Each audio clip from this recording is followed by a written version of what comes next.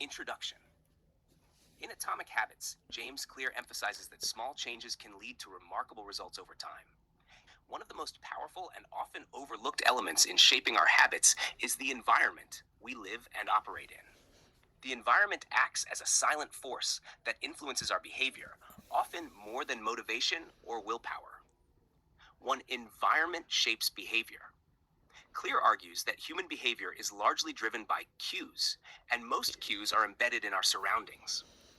This means that if you want to change your habits, you must first change your environment. For example, if you want to read more, place a book on your pillow. If you want to snack less, don't keep junk food in the house. This idea is summed up in the quote, "Environment is the invisible hand that shapes human behavior." James Clear. 2. Designing spaces for success. Clear promotes the idea of environment design, intentionally structuring your space to promote good habits and discourage bad ones. This includes making good habits obvious. Keep your guitar in the living room if you want to practice more. Reducing friction. Place healthy snacks at eye level to make better food choices easier. Creating a habit-friendly layout. For example, using separate spaces for work and relaxation to mentally associate each area with a specific behavior. 3. The role of context over motivation. A key lesson in Atomic Habits is that you do not rise to the level of your goals, you fall to the level of your systems. Environment is a major part of that system. Motivation might get you started, but a supportive environment keeps you going. Like parent will force you to do it every day. So it's the same as environment. Environment is like your parent. Remember this. For instance, if you study in a quiet, well-lit room, you're more likely to stay focused. If your phone is always within reach, you're more likely to get distracted. By adjusting the environment, you reduce your reliance on willpower. 4. Creating identity through environment. Environment also plays a role in shaping your identity. Repeated exposure to certain settings and tools reinforces the identity you are building. I have made a video about this one. This is about the importance of identity in habit. You guys can watch it in my channel. For example, keeping a yoga mat out signals that you're someone who exercises. A tidy workspace reinforces the identity of being organized and productive. Clear explains that every action is a vote for the type of person you want to become, and your environment can help you cast the right votes.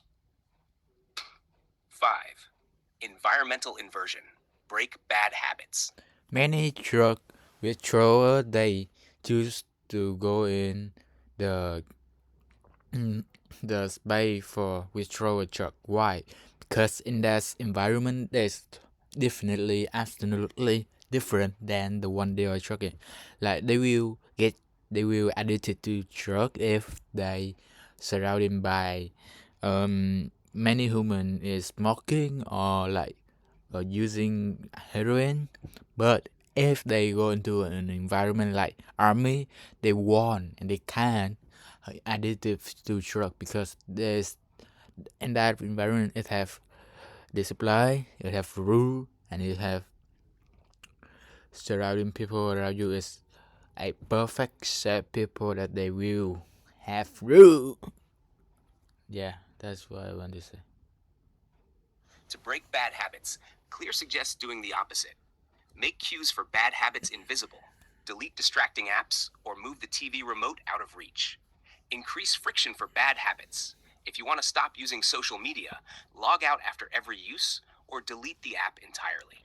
This will increase the step you have to do when you want to use social media. Like you always get lazy when it's come to things that have many steps. Like okay, if I want an example is okay, right now I want to use Facebook, but I have too much step to do. I have to download the app, wait for the app downloaded, log in, verify the account, and then I can start using it.